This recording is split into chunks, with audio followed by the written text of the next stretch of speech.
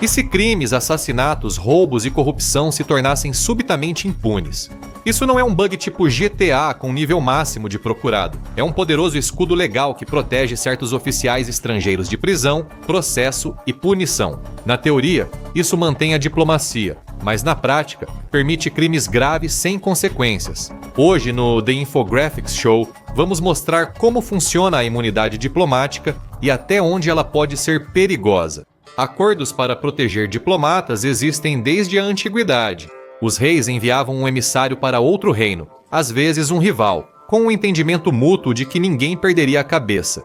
Segundo Tucídides, prejudicar um emissário era considerado uma quebra de confiança desonrosa, mesmo sem estar na lei. Atenas já executou emissários espartanos que vieram negociar paz nos anos 400 a.C., ato visto como grave violação do protocolo. A imunidade diplomática moderna tem origem no Congresso de Viena, 1814 a 1815, realizado após a derrota de Napoleão pelas potências europeias. A imunidade só foi codificada no direito internacional em 1961 na Convenção de Viena sobre Relações Diplomáticas, base das proteções atuais.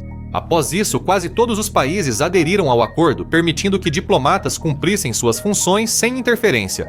O tratado visava fortalecer relações amistosas. Há regras, mas o país anfitrião nem sempre colabora. Especialmente se o diplomata for, na verdade, um agente secreto da CIA que acha que é o John Wick, disparando balas pelas ruas e saindo tranquilamente de execuções. Isso realmente aconteceu. Primeiro, vejamos o regulamento. O artigo 9 permite ao país anfitrião declarar um diplomata estrangeiro persona non grata se não o quiser em seu território. Por lei, o país de origem deve chamar o diplomata de volta ou encerrar sua missão em prazo razoável.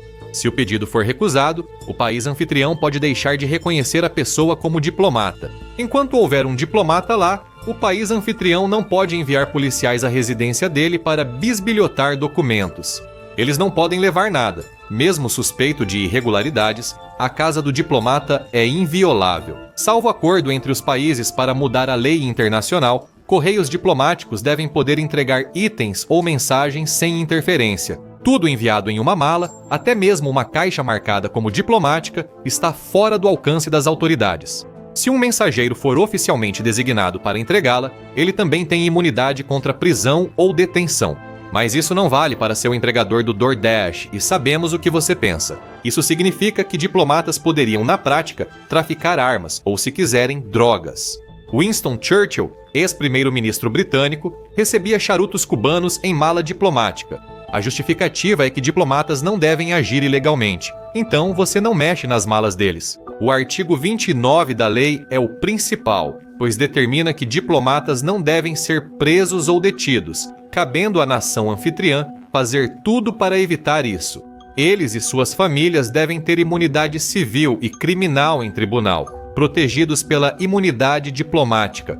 Então, se você tem um embaixador com um filho adolescente problemático, talvez um fumante de maconha inveterado ou um motorista imprudente do seu carro esportivo, ele poderia causar todo tipo de problema e ainda assim ser praticamente intocável pela lei local. E isso acontece com mais frequência do que você imagina. Por ora, sigamos as regras. Imunidade não garante ao diplomata e família total isenção de responsabilidade. A lei existe para proteger a dignidade das pessoas. Mas isso não significa que você pode se envolver com tráfico de armas e esperar mostrar um distintivo e sair livre, como fazem nos filmes. A imunidade criminal só é revogada com consentimento do país de origem do diplomata. Se isso ocorrer, o diplomata, sua família ou espião podem ser julgados e condenados como qualquer um. Alguns países não abrem mão da imunidade, mesmo com diplomatas em apuros, e os próprios diplomatas não podem renunciar. Isso depende totalmente do país de origem deles. Então, mesmo que os diplomatas definitivamente não andem por aí com um passe livre para sair da cadeia no bolso, eles ainda têm muita proteção. Mesmo acusados costumam receber acordos vantajosos ou tratamento mais brando. Em maio de 2002, um homem de 21 anos estava cuidando da sua vida no oeste de Londres quando foi abordado por dois homens do lado de fora de uma estação de metrô movimentada. Ele viu uma faca e foi obrigado a entregar a senha do cartão bancário. Abalado, ele correu para casa em um bairro de Londres e contou ao pai o que ocorreu, deixando-o furioso. Ele não era um pai qualquer. Ele era o sargento-mor Jairo Soto Mendoza dos Serviços de Segurança da Colômbia, veterano das Forças Especiais com vasta experiência em violência em seu país. Ele não era o tipo de homem com quem você gostaria de se meter, a menos que tivesse desejo de morrer. Soto Mendoza e seu filho saíram para caçar os assaltantes e logo os acharam em uma loja próxima ao crime. Os ladrões fugiram e Soto Mendoza saiu em perseguição. O que ocorreu depois não está claro, mas acabou com uma faca no peito de Damian Broom, um dos assaltantes. Ele morreu no hospital devido aos ferimentos, informou a British Broadcasting Corporation. O diplomata matou o assaltante em um acesso de raiva, e segundo o promotor, a facada foi deliberada para causar danos graves. A polícia rapidamente prendeu o Sr. Soto Mendoza, acusado de assassinato. O problema era que ele era adido militar da Embaixada da Colômbia em Londres, então ele tinha imunidade diplomática segundo o direito internacional. O jornal Telegraph escreveu que a única maneira do caso ir a julgamento seria se o governo colombiano concordasse em suspender a imunidade. Se a Colômbia não retirar seu status diplomático, o máximo que as autoridades britânicas podem fazer é deportá-los. A Colômbia suspendeu a imunidade e o julgamento prosseguiu, tornando-se um incidente internacional. O líder britânico Tony Blair teria levantado a questão com o presidente eleito da Colômbia, Álvaro Uribe. Prender um diplomata é algo grave que pode impactar relações econômicas e políticas. Você pode achar que a principal exportação da Colômbia para o Reino Unido é a cocaína, mas na verdade, os dois países negociam muito mais em energia, projetos ambientais e serviços financeiros. Então, não é surpresa que, da próxima vez que a imprensa britânica mencionou Soto Mendoza, foi para relatar que ele chorou no tribunal ao ser absolvido de assassinato e já estava planejando seu voo de volta para a Colômbia. As reportagens disseram que o promotor não conseguiu convencer o júri de que Soto Mendoza havia matado Broom intencionalmente. Soto Mendoza disse que usou seu treinamento das forças especiais e afirmou que a faca de Broom atingiu seu próprio peito acidentalmente durante a luta. São coisas que acontecem em brigas. O possível fim da imunidade diplomática provavelmente influenciou o resultado. A madrasta de Broom dizia aos repórteres: "Esse homem está impune por causa da imunidade diplomática? Ninguém pode sair matando os filhos dos outros. Talvez no mundo real não, mas aqui não era o mundo real." A família do Sr. Broom teve uma introdução de como o mundo realmente funciona para os poderosos. Porém, como mostra a próxima história obscura, nem todos os diplomatas escapam de um assassinato. Em 1997, Georg Makaradze deixou uma famosa taverna grega em Washington, Distrito de Colômbia. Ele e colegas de terno passaram a noite comendo e bebendo muito álcool. Makaradze entrou cambaleando em seu carro caro e saiu em alta velocidade pelo coração da capital do país. A polícia tentou pará-lo, mas ele fugiu, iniciando uma perseguição em alta velocidade. Ele acabou perdendo o controle e bateu em outro veículo, causando um engavetamento com 5 carros que matou uma garota de 16 anos e deixou outras 3 pessoas feridas. Nos Estados Unidos, esse é um crime grave que pode levar a uma acusação de homicídio, condenação e uma longa sentença de prisão.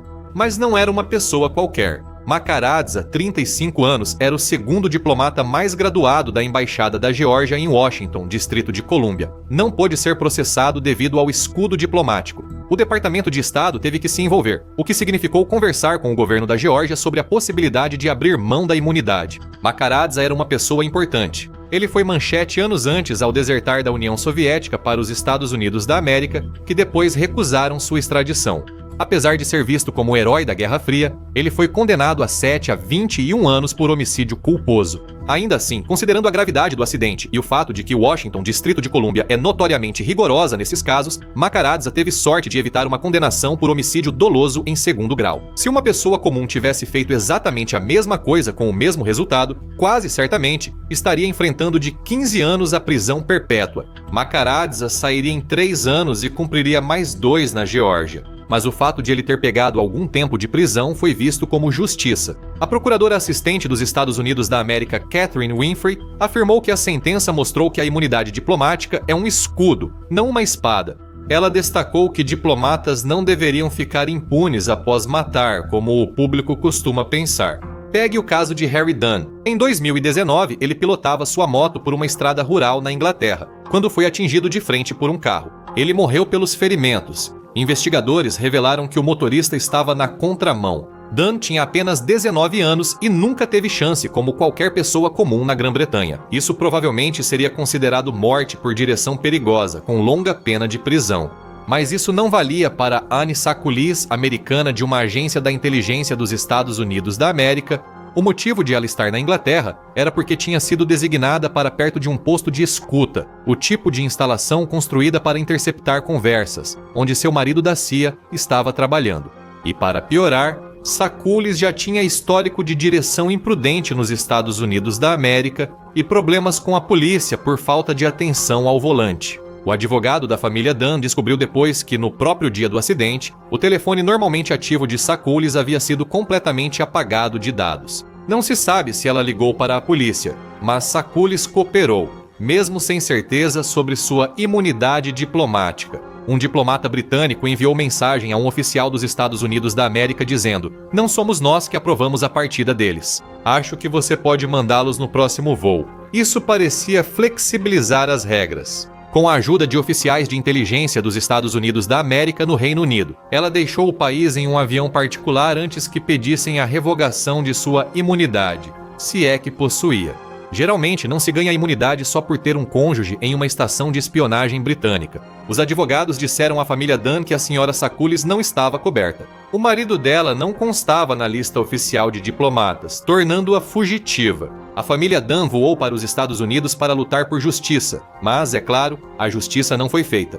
Noticiou-se que Trump autorizou compensação à família e que os Estados Unidos da América estavam prontos para emitir o cheque, mas os Dunn recusaram. A mídia noticiou que os laços de Sacoulis com a CIA e o relacionamento especial do Reino Unido com Washington praticamente garantiram que o caso fosse encoberto diplomaticamente. A família exigiu sua extradição. Sacoulis foi acusado de morte por direção perigosa, crime com pena de até 14 anos. Ela foi julgada à revelia, condenada por infração menor, recebeu 8 meses de sentença suspensa e 1 ano sem dirigir.